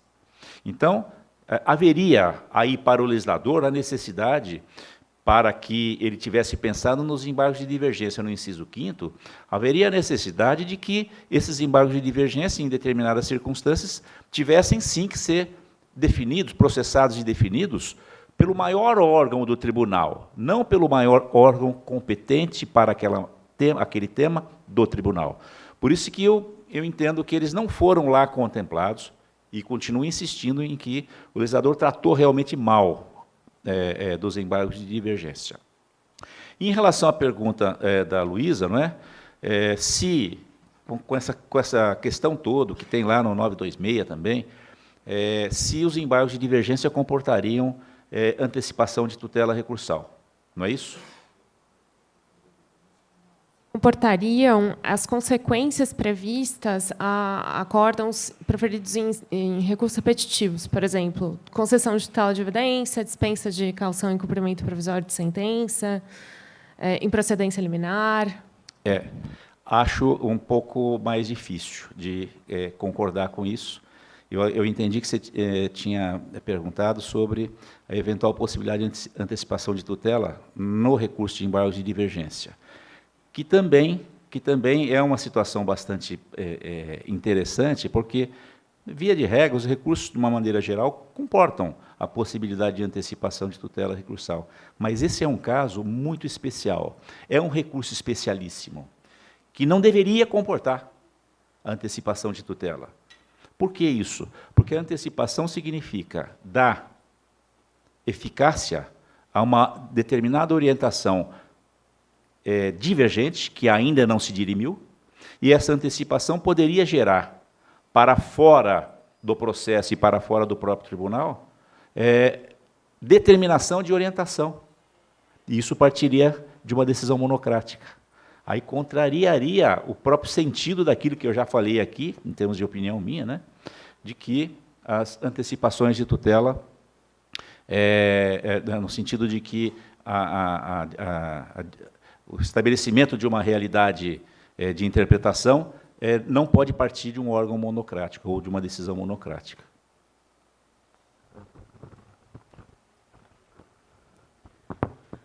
Bom, vou começar aqui também comentando a pergunta do 927, depois sigo para a provocação da Luísa. Né? Em relação ao 927, me parece que algumas situações, né, situações que vão para o plenário órgão especial, estão lá contempladas no inciso 5º, não estenderia, como o professor Rodrigo falou, em relação às matérias finais da sessão, tá? Mas também me questiono muito ali se realmente daria para prever tudo no artigo 927, ou se o 927 está inserido dentro de uma lógica de todo o sistema construído. Tá? Tenderia ali fazer em relação ao inciso 3 também, aos incidentes fixadores de teses jurídicas, né? O professor Rodrigo já tinha falado do incidente de assunção de competência, mas a gente não tem só ali em relação a ele, tem o próprio recursos repetitivos, que já foi comentado aqui que o STJ admite, né, essa sistemática de recursos repetitivos no âmbito dos embargos de divergência, mas também em relação aos outros incidentes fixadores de teses jurídicas. Tá? Então, me pergunto muito também, da mesma forma que a repercussão geral não está lá no 927 propriamente, se daria para contemplar tudo no 927, ou seria uma decorrência do nosso próprio sistema, do nosso próprio ordenamento. A vinculação viria do ordenamento e não só e apenas, propriamente, do artigo 927. Já em relação ao questionamento da Luísa, né, em relação a todas essas consequências processuais que estão previstas no Código decorrente da formação de um precedente vinculante, me parece que sim. Me parece que se a gente defende, né, que ali há a formação de um precedente vinculante no âmbito dos embargos de divergência, se já foi dita ali, já foi uniformizada, já foi dito, né, qual a interpretação que deve ser dada à lei, ou qual a interpretação que deve ser dada à Constituição, justamente por essa função uniformizadora, a gente está falando aqui de uma análise de qual interpretação seria a adequada diante da redação de um único dispositivo. Então, a gente está falando de uma interpretação que foi definida. Me parece que essas são decorrências de todo o sistema de precedentes, tá? E que deveriam ser aplicadas a todos. Como a gente também vai ter uma pergunta específica em relação ao amite curiae, em relação à necessidade de ampla participação para a formação do precedente vinculante, em relação também, depois, uma vez formado esse entendimento, ele dever ser observado pelas instâncias inferiores e, por que não, aplicar essas consequências.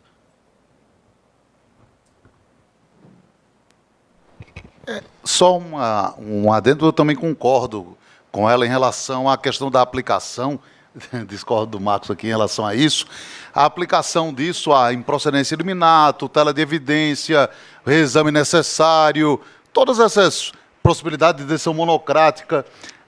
Por quê? Porque, perceba, a própria tutela de evidência, o inciso 2 do artigo 311, já há, inclusive, enunciados da Infam, CJF, estendendo a outras situações em que você tem uma vinculação e até as súmulas que não são vinculantes. Então, na verdade, aqui não seria nenhuma novidade se você entender que há uma eficácia vinculante nos embargos de divergência. No caso da improcedência liminar, existe toda uma discussão se o 332 estabelece a improcedência liminar ali e nada mais pode ser criado fora daquilo, ou se existiria a possibilidade de uma improcedência liminar atípica. Há também enunciado no caso, por exemplo, em que se pede contra decisão do Supremo, por exemplo, em controle abstrato de constitucionalidade, poderia se colocar a repercussão geral aí também. Ao meu ver, da mesma forma, você pode colocar aqui a decisão dos embargos de divergência. Então, o único que eu entendo que realmente não deve é a reclamação. A reclamação, eu acho difícil estender a reclamação a isso. Aí eu acho que realmente é um pouco demais. Mas, quanto aos demais, eu acho que são decorrências lógicas da eficácia vinculativa. Não tendo eficácia vinculativa, aí ok, mas considerando que tem, são consequências lógicas disso.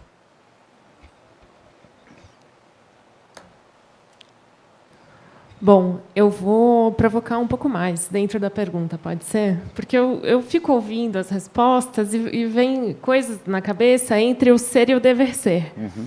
Porque quando a gente fala que deveria ser vinculante, nós estamos no dever ser, porque na prática não é, né? Ou, na prática, talvez a observância é obrigatória, mas, enfim, me parece que nós estamos mais no plano do dever ser.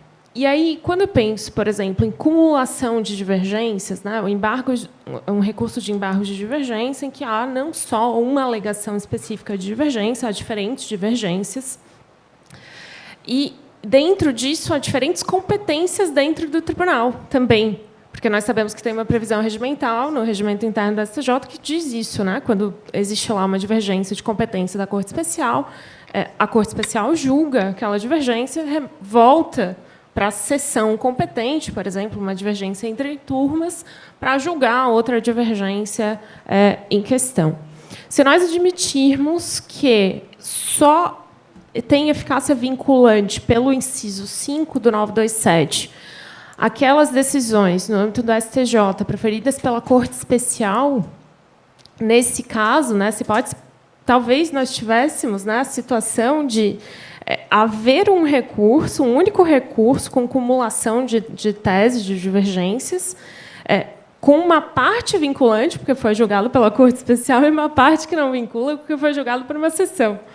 Só queria dividir isso que eu pensei agora, que me parece vem na mesma linha de nós refletirmos sobre o 927, sobre o inciso 5 do 927, porque puxando um pouco para o ser, né? Para aquilo que está lá na lei, tendo uma interpretação literal do que está na lei, sem entrar no dever ser sobre o que nós estávamos falando aqui. Não sei se alguém quer comentar esse ponto, ou se... Deixa eu ver se eu entendi. Você está colocando a situação de um acórdão apresentar dois tipos de divergências, sendo que uma delas tem uma competência e a outra uma outra competência. É isso para julgamento?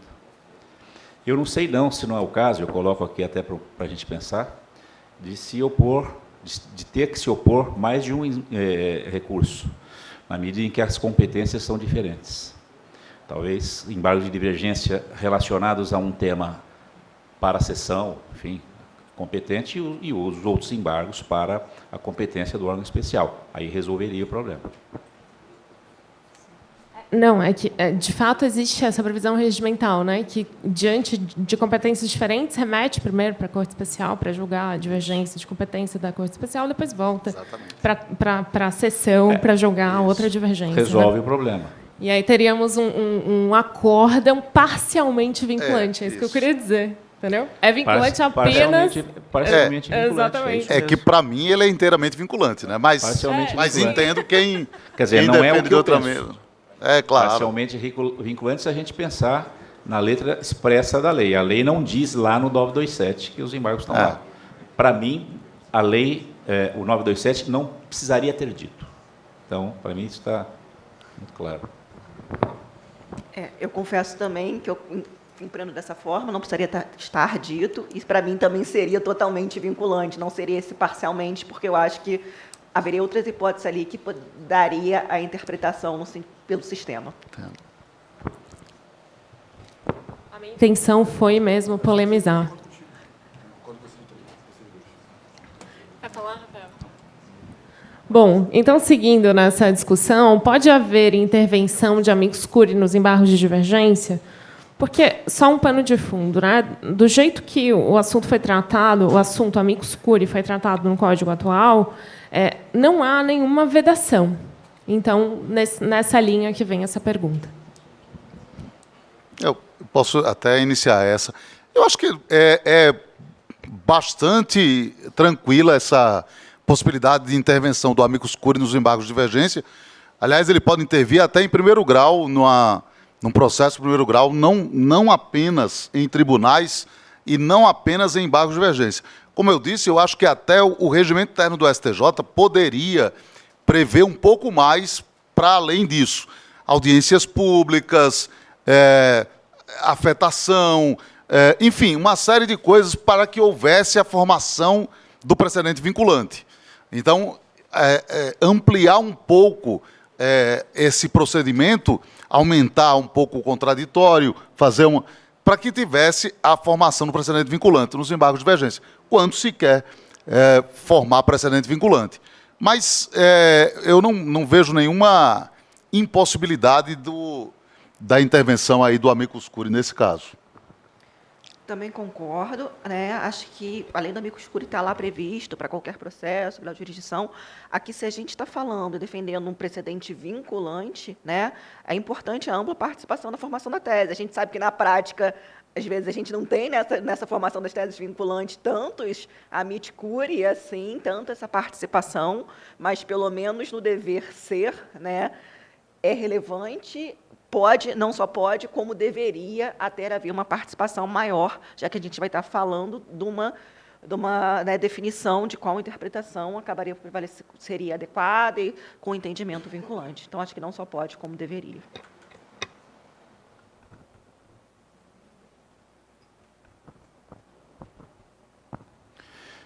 Concordo com a posição de vocês.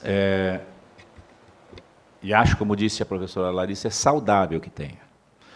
Não é só que não haja impedimento, é saudável. Se a gente pensa em estabelecer esse tipo de eficácia, esse tipo de efeito a uma decisão de embargo de divergência, é importante que a gente abra essa condição de extensão procedimental de permitir que esses organismos participem quando houver a necessidade, quando assim entender os julgadores, que eles participem, e concordo com o Rodrigo, até mesmo eventuais audiências públicas e tal. Isso é muito importante para a gente estabelecer uma melhor realidade que a gente defende que tenha que ser seguida por todos os juízes do Brasil. Então, evidentemente que não se pode fechar as portas para esses mecanismos que foram criados só para auxiliar, e foram criados para auxiliar uma melhor decisão. Como disse também, até em primeiro grau é possível a participação do amicus curiae. Por que não num recurso que tem essa função tão importante e que é julgada lá no STJ ou no STF?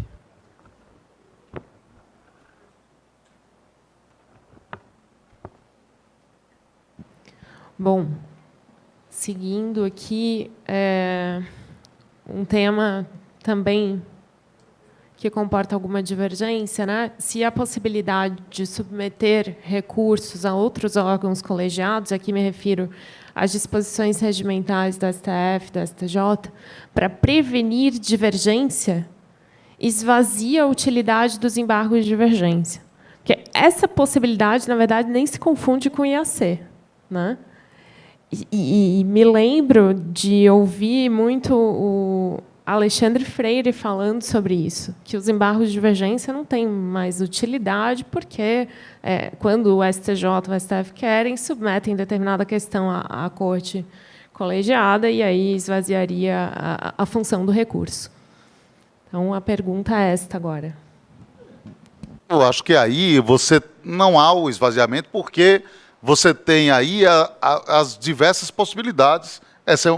Elas são concorrentes, não são excludentes, como, aliás, acontece hoje, né? E os embargos de divergência são sempre repressivos, eles nunca são preventivos. Então, muitas vezes, o STJ ou o STF pega carona nos embargos de divergência para resolver essa questão, né? Como dizia o ministro Luiz Fux, para matar no peito, ele pega a carona ali naqueles embargos de divergência. Então, não foi uma coisa pensada antes, mas surgiu a divergência e isso aconteceu. Como eu disse, hoje a gente tem um modelo muito complexo, porque, e isso é difícil explicar a um estudante de graduação, por exemplo, porque a gente tem um modelo extremamente complexo em que você tem IAC, recursos repetitivos, repercussão geral, embargos de divergência, aí você tem essa possibilidade de remeter... Enfim, e eles às vezes batem cabeça. E isso é uma realidade. Aliás, um colega nosso trouxe num grupo uma discussão recente agora, muito interessante, que era um mandado de segurança impetrado diretamente no TJ. Decisão denegatória. Teoricamente, cabe recurso ordinário, né? Só que desse mandado de segurança surge um IRDR. E IRDR foi julgado.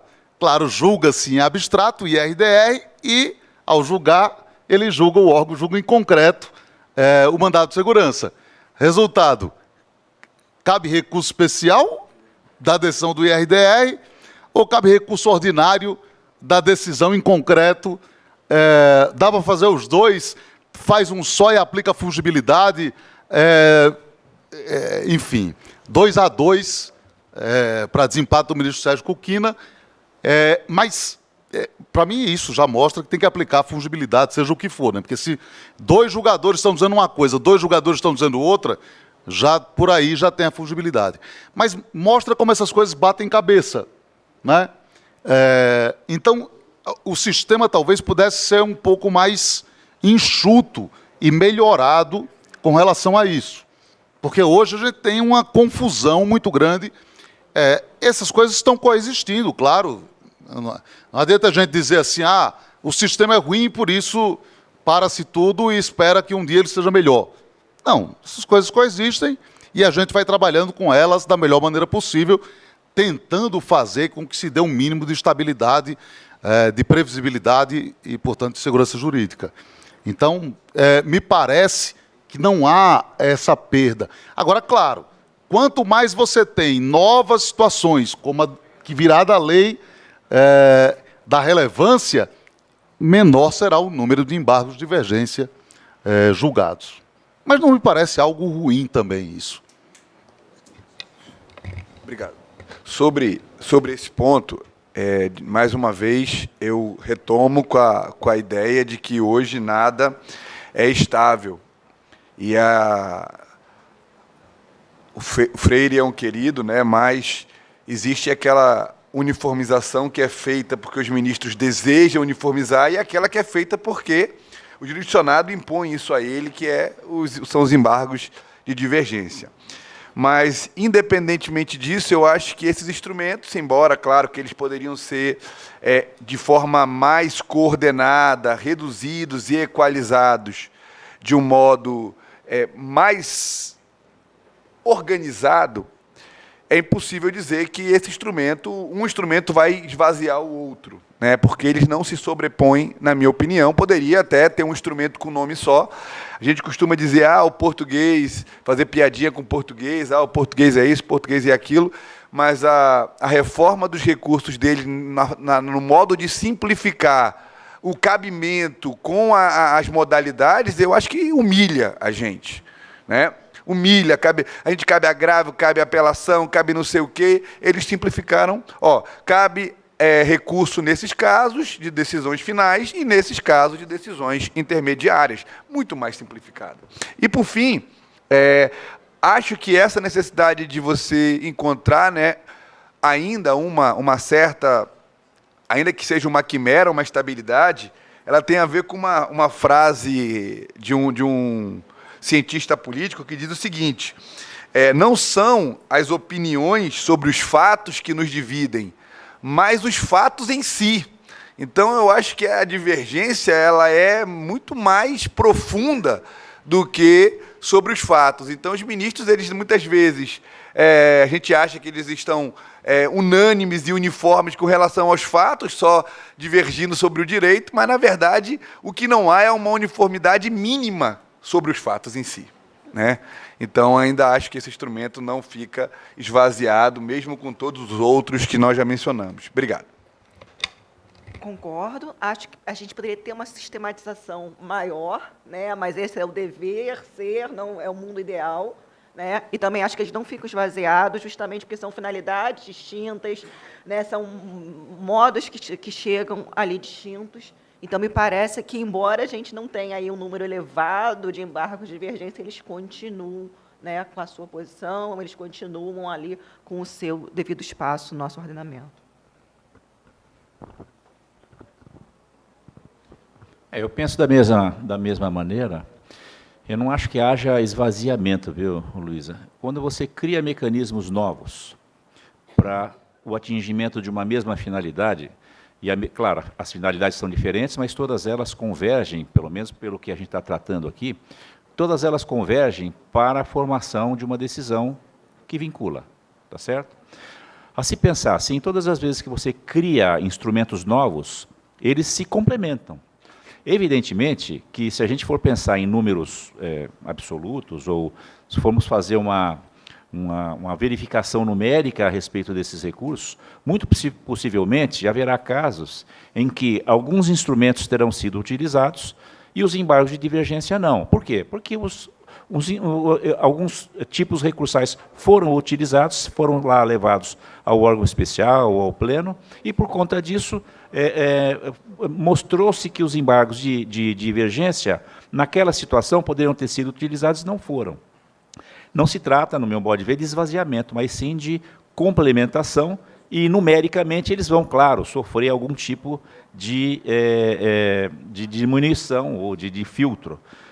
O mesmo acontece com esses recursos. Esses novos mecanismos criados, talvez eles não tenham uma realidade tão grande, ou não tivesse uma realidade tão grande de interposição mesmo, né? Se não houvesse os embargos de divergência no sistema. Então, claro, eles caminham juntos, quando, claro, o cabimento de um e de outro não tiver nenhum tipo de desvio. Bom, as questões que nós tínhamos separado eram essas. Eu pergunto aos colegas de painel se tem mais alguma colocação a fazer. Se não, a gente abre um espaço aqui para debate com quem está assistindo o painel. Pode falar. Não sei se nós temos um microfone auxiliar. Acho que ela lá tinha, o Gajardoni também depois. Boa tarde. Boa tarde a todos, todas. Primeiro, parabenizar a mesa e os debates. Eu cheguei um pouco atrasado, mas todas as falas que eu peguei foram incríveis. Meu nome é Daniele Galvão. Eu queria fazer só um comentário. Eu sou da área criminal e só trazer fazer um comentário, não mais uma pergunta. As nossas discussões nos embargos de divergência na área criminal têm passado por uma questão que é a utilização de acórdãos de habeas corpus e de recursos em habeas corpus como acórdãos paradigmas para a interposição de embargos de divergência. Eu fiz um estudo, um levantamento até a pedido de um integrante do Superior Tribunal de Justiça no ano passado. Nós tínhamos, de janeiro a agosto do ano passado, 201 embargos de divergência em tramitação. 20% desses recursos tinha como acórdão paradigma ou casos vindos de HC ou de recursos em habeas corpus, já que as teses hoje no criminal têm sido muito mais fixadas, não em recursos repetitivos, mas em habeas e em recurso. E aí houve uma sugestão, ainda não tramitou isso definitivamente, mas houve uma sugestão na terceira sessão do tribunal de fazer uma inclusão no regimento interno, no 216, parágrafo, agora não vou lembrar exatamente o parágrafo do regimento, para fazer uma inclusão para propor aceitar, portanto, a interposição com base, usando como acórdão paradigma os habeas corpus e recursos de habeas corpus, mas só para a terceira sessão, sem possibilitar isso para as outras sessões do tribunal. Então, era só esse comentário que eu queria fazer, que é um evento eminentemente de processo civil, então, trazer uma contribuição só do processo penal. Obrigada. E peço desculpas pela intervenção.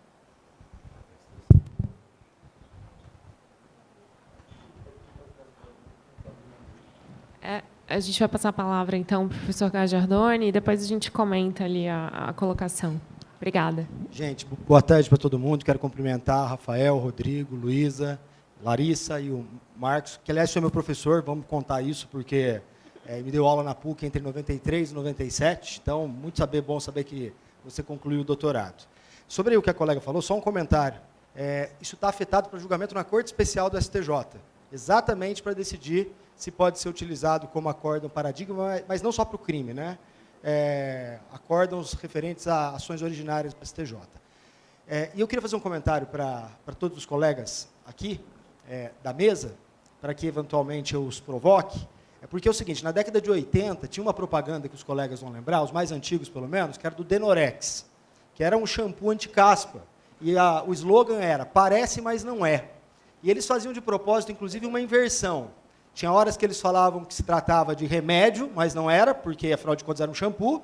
E depois, no final da propaganda, eles invertiam. Falavam que era shampoo, que, na verdade, não era, mas era remédio. E os embargos de divergência, me parece que são exatamente... essa propaganda caberia muito bem. Porque tudo isso acontece em virtude dos sinais contraditórios que não só o sistema, quanto a própria jurisprudência dos tribunais superiores, especialmente do STJ, dão a respeito do tema, né? Só para os colegas terem ideia, o STJ tem essa possibilidade de os próprios colegiados afetarem para a Corte Especial ou para sessões a possibilidade de julgamento da divergência, o que leva para alguns a ideia de que não seria necessário os embargos de divergência. E o que acontece é que aconteceu isso, e no meio do julgamento dos embargos de divergência, com aquela ideia do colegiado de fixar uma tese, vem um pedido de desistência dos embargos de divergência, porque quem viu que ia perder desistiu para não formar o precedente. E aí foi um debate enorme se aplicava mesmo a regra do repetitivo ou não, né? E eles acabaram concluindo que não aplicava a regra do repetitivo. Então, eu queria fazer essa provocação para todos vocês, porque, assim, vocês acham que a gente, com interpretação apenas, vai chegar a alguma conclusão a respeito disso? Ou se a gente precisa de uma reforma legislativa? É esse o ponto. Obrigado. A gente vai responder ou a gente vai ouvir o Monerá? Ouvir o Monerá. Tipo banca, assim, vai ouvindo? O Denorex, o Velho não usou tanto.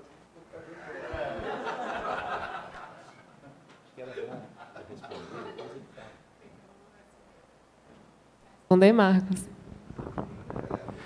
Gisele, né? Hein? Daniele.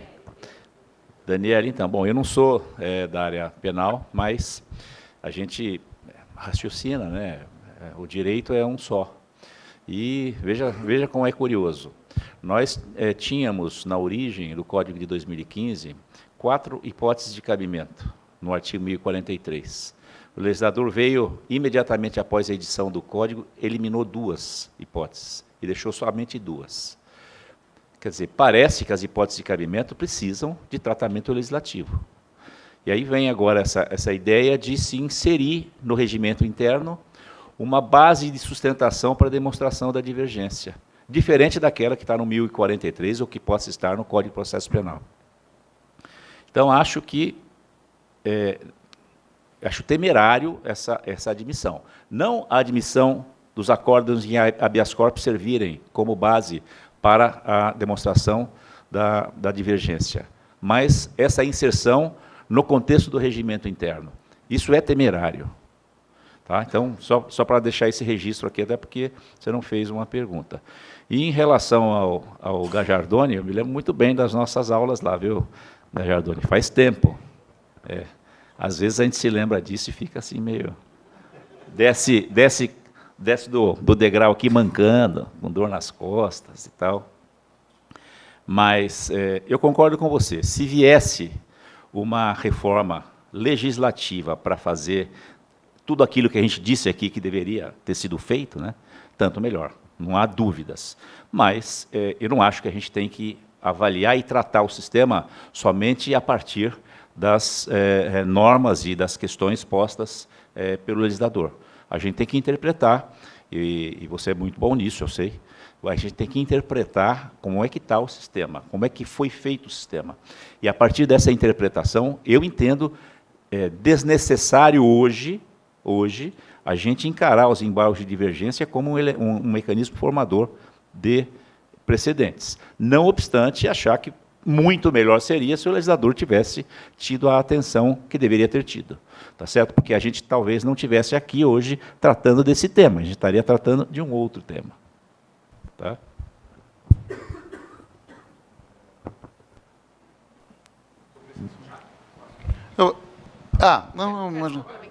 Não, é só para... Eu acho que o acórdão paradigma, ele deve vir de qualquer... o paradigma não há problema algum, eu não vejo como... Aliás, a minha tese de doutorado é de 2008, tratando de embargos de divergência, eu já defendia isso lá, em 2008. Em relação ao que o Gajardoni falou, meu querido amigo Fernando Gajardoni, ele colocou muito bem. Quer dizer, o ponto é, preciso de lei ou não preciso de lei para isso? Eu penso que não há necessidade, além do que existe hoje, para considerar que há o efeito vinculante. Poderia, ao meu ver, o regimento se adaptar a isso e criar as condições de você ter um tratamento semelhante aos demais na formação de precedentes vinculantes. Mas não acho que tenha que ter a lei. Agora, se quer mudar a chave do agravo, aí precisa de lei. Se quer reclamação, precisaria de lei. Mas para considerar que há a eficácia vinculante, não penso que tenha que existir lei necessariamente nesse sentido. Só para acrescentar, eu acho que o fato de ter uma lei ou não é garantia de que vai vincular, né? Infelizmente, essa é a realidade. Mas melhor seria se nós tivéssemos, né? Com certeza. Ô, Rafael, Para de jogar areia no nosso livro, na nossa tese. Seu livro é belíssimo, inclusive quero meu exemplar. Não é possível, hein? Então não vou nem dar minha opinião. Pode falar, Fábio. Obrigado, Luísa. Boa tarde a todos. Até 10 horas. Em primeiro lugar, Até 10 horas vai ter palestra depois. não, eu Tá? não vou atrapalhar Só tô avisando. meu lançamento, agora falta Lembre-se que aqui não tem o relógio na sustentação oral, aquele mesmo da sustentação oral, mas pode ligar isso. Liga porque sem o relógio complica aí. Gente, em primeiro lugar, é espetacular o painel. Cumprimento a todos, que eu já conheço de longa data, as obras e as pessoas, conhecendo mais de perto hoje a doutora Larissa. Mas me ocorreu, ao longo de todo o painel, e aí coroou com a provocação do Gajardoni, uma questão que me parece que perpassou por todas as perguntas, que é a questão da tipologia. Né? Então a gente ficou, olha, no 927, o acordo do embarque de emergência está ou não está? Amicus curiae, admite-se ou não se admite? Em que medida essa submissão a um órgão, né, colegiado maior se aproxima do julgamento do embarque de emergência ou não? E tudo isso, na minha leitura, é resolvido, ainda que sem alteração legislativa, por uma adaptação à tipologia que o 927 sugere. Né?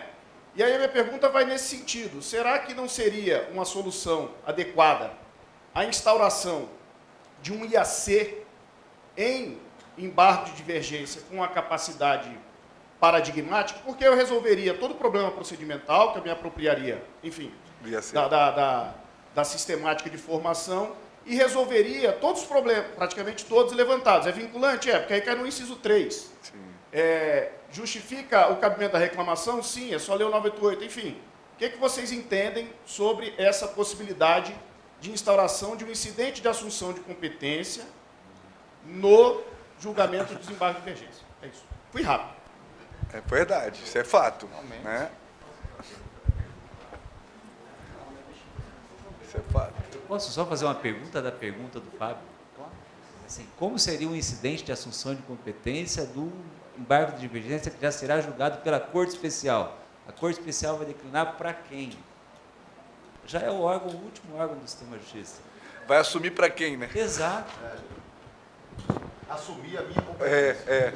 Não, mas espera aí. Ou então assumo a minha competência de fazer vinculação. Aí esse IAC falta interesse. Se os embargos de divergência estão sendo julgados no órgão especial, eles estão abrangidos pelo inciso 5º, para que o IAC? Mas para acabar com a polêmica. Agora Não isso... acaba com a polêmica. Agora veja, isso só reforça de que os embargos de divergência são vinculantes. Porque não faz o menor sentido o IAC vincular e os embargos de divergência. E ele colocou, eu acho que o Volpe colocou uma coisa muito boa. E se é na Corte Especial? Na Corte Especial vou assumir a minha competência, para dizer que é vinculante. Ou seja, os embargos de divergência devem vincular. Isso não tem... O sistema é absolutamente capenga se ele é um sistema que não permite essa vinculação. Capenga, né? Não sei de onde eu tirei isso, né? Mas é bonita, né? Capenga, Oi? O professor Simardi estava por aqui, aí quando vi o professor Simardi, lembrei dessa palavra. Mas, enfim, o que me parece é que o sistema fica completamente sem sentido. Né? E a gente também... E aí eu acho que não é legislar, mas a gente tem que dar ao sistema um sentido de uniformidade e algum sentido de eficácia. Então, é o que me parece em relação a isso. Ô, Fábio, essa ideia sua, eu não gosto dela. Sabe por quê? Isso, para mim, fica parecendo aquela época em que os recursos de agravo não tinham efeito suspensivo. Então, se impetrava mandado de segurança contra a decisão, ou para dar efeito suspensivo ao recurso. Não, mas como é que um mandado de segurança para dar efeito suspensivo a um recurso que, por lei, não tem? Onde é que está o direito de que certo? Não. O mandado de segurança é impetrado contra a decisão, atribui-se pelo mandado de segurança efeito suspensivo a ela, porque o recurso não tem. Aí começou-se a entender o seguinte, vamos fazer o seguinte, o certo é a admissão do mandado de segurança em que pese a decisão impetrada ser uma decisão recorrível, portanto, em tese, a rigor, não caberia mandado de segurança, ter um recurso ineficaz no seu nascedouro é o mesmo que não ter recurso. Então, vamos admitir o mandado de segurança. O que a gente fica fazendo? Arrumando mecanismos para tapar buraco. E eu acho que não deve ser assim. O IAC serviria? Sim, serviria, mas isso é um tapa-buraco. Um buraco que não existe, sob a minha concepção. É um buraco que não existe. A gente não tem que procurar tapar um buraco que não existe. Os embargos de divergência, não dotarem eles de efeito vinculante, as suas decisões, na verdade, significa, no meu modo de ver, tirá-los do sistema. Ou dizer que ele é um nada, como eram um nada os incidentes de uniformização de jurisprudência. Acontecia o incidente no tribunal, formava-se um entendimento uníssono sobre um determinado tema, mas ninguém respeitava. Por quê? Porque não precisava. Quer dizer, achar que isso serve, de alguma maneira, para o sistema, acho bastante complicado.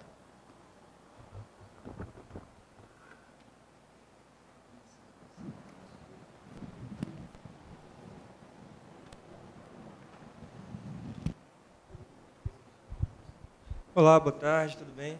Eu cheguei atrasado, não queria falar alguma coisa que já tenho respondido, né? Mas eu queria tirar só uma dúvida de quem investiga um pouco o tema, que é o seguinte: aquela vedação, eu não sei se foi o professor Rodrigo que falou numa pós-graduação, da qual eu tive a honra de ter aula, eu tive aula com o professor Rodrigo, não sei se ele falou que foi a lei do Império Contra-Ataca que fez aquela alteração no CPC, não sei nem se poderia falar isso aqui agora, né? Você falou em sala, então agora é público. Teve uma lei do Império Contra-Ataca que alterou o CPC na vigência e, salvo engano, ela tirou a previsão, a bendita previsão de embargo de divergência versar sobre questões atinentes à admissibilidade de récipe. Não sei se vocês falaram isso já aqui. Ah, então ótimo.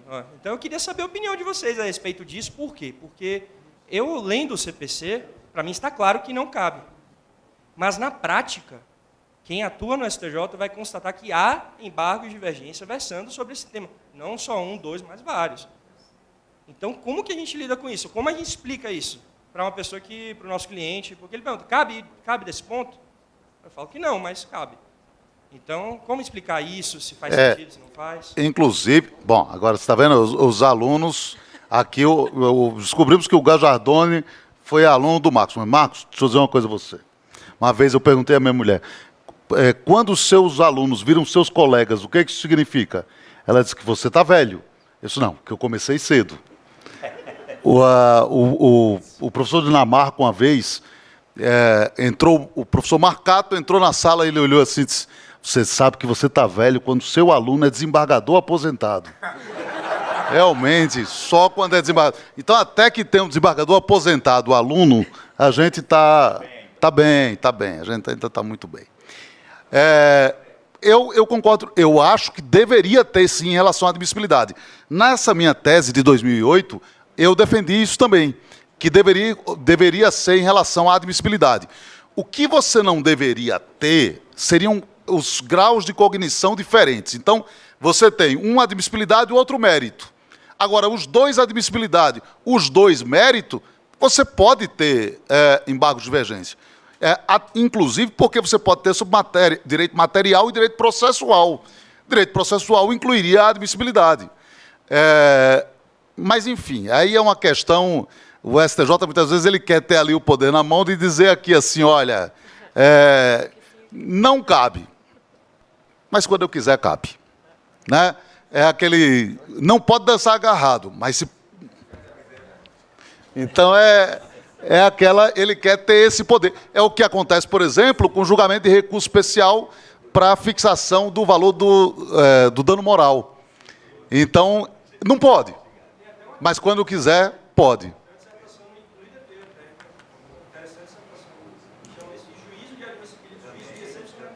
Pois é. Exato. Sim.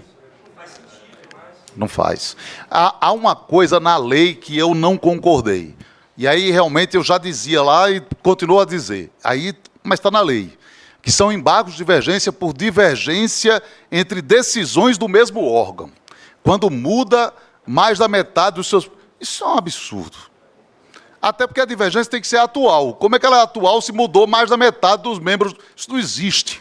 A divergência é para uniformizar internamente. Vai uniformizar o quê? O entendimento do presente com o passado. Isso não tem... Isso não tem... claro, exatamente, claro. Se o órgão... E às vezes acontece, né? A turma decide, muda o relator, decidiu de outro jeito. O pior é que vem aquela história do sujeito dizer, né?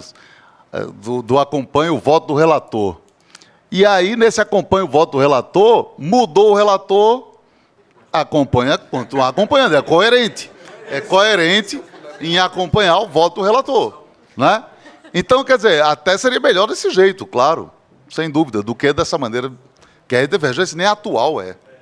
Eu vou aproveitar o ensejo, a pergunta, para citar a professora Tereza, homenageada nas jornadas, porque ela escreve isso, né? Que, apesar do advento da Lei 13256, que suprimiu essa hipótese de cabimento, como manteve, lá no parágrafo, a observação de que, a previsão, né, na verdade, de que o mérito pode versar ou sobre direito material ou sobre direito processual, a professora Tereza interpreta isso como, sim, seria cabível interposição de embargo de divergência, mesmo diante de discussão sobre juízo de admissibilidade. Teve um acórdão, até resgatei aqui, proferido pela Corte Especial em 2018, em que, é engraçado, porque o acórdão ressalva que não cabe, nessa hipótese, que não cabe embargo de divergência, porque a divergência seria atinente à questão de admissibilidade. Mas que, se não admitirmos esses embargos de divergência, não teremos oportunidade de enfrentar a questão.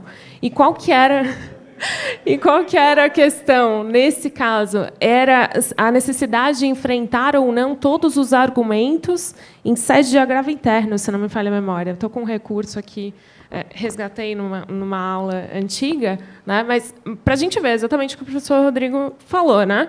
Então, é a mesma coisa da aplicação da súmula 7. Às vezes, a rediscussão de matéria fática probatória aplica, às vezes não é, e veja bem, vamos rever aqui o processo. Então, Luísa, queria fazer um acréscimo a essa colocação. Eu tratei desse assunto no meu trabalho recente, né? E, num primeiro momento, eu entendia que realmente teria possivelmente havido uma contradição quando o legislador retira uma hipótese de cabimento que versasse sobre o tema de conhecimento do recurso e manteve o parágrafo 2º, dizendo que temas de direito material e direito processual poderiam ser objeto dos embargos de divergência. O que eu entendi disso depois foi o seguinte, quer dizer, esse é o meu entendimento atual. Aqueles temas processuais que vêm sendo carregados com o recurso desde a origem, eles não são temas de conhecimento, aqueles que foram retirados no inciso 2º, se não me falha a memória. Então, o mérito dos embargos de divergência são uma questão processual. Isso pode, pelo parágrafo 2º. O que não pode é discussão acerca de diversas decisões de não conhecimento no mesmo tribunal que sejam divergentes umas das outras. Essas não poderiam ser objeto de embargos de divergência. Só para lembrar também uma coisa, há muitos casos de acórdãos que são formalmente de inadmissibilidade, mas substancialmente eles são de mérito. Né? Não conheço porque não violou a lei federal. Bom, então, amigo, não é você não conhece, você nega provimento. A questão é que aí a própria lei prevê o cabimento dos embargos. Curiosamente, inclusive, reconhecendo que o STJ faz isso, que o STF faz isso, que ele diz isso. Né? Por razões, enfim, que a gente sabe. Mas, então, diferenciando dessa questão que é mesmo da admissibilidade, né? Que aí não é apenas uma questão de rótulo, é de conteúdo mesmo. Né? Mais alguém quer fazer alguma colocação? Luísa, pode falar, Marcos. Eu preciso pedir licença, não sei se a gente está já terminando, estão me chamando para o agravar não sei o que aqui embaixo. Sim, eu já ia encerrar mesmo, inclusive convidar a todos para comparecerem no lançamento do livro do professor Marcos, entre tantos outros livros que estão sendo lançados lá embaixo também. Agora teremos o coffee break. Quero agradecer mais uma vez a participação, a esses colegas que compuseram o painel e todos os que estiveram aqui conosco. Muito obrigada, bom evento para todos nós.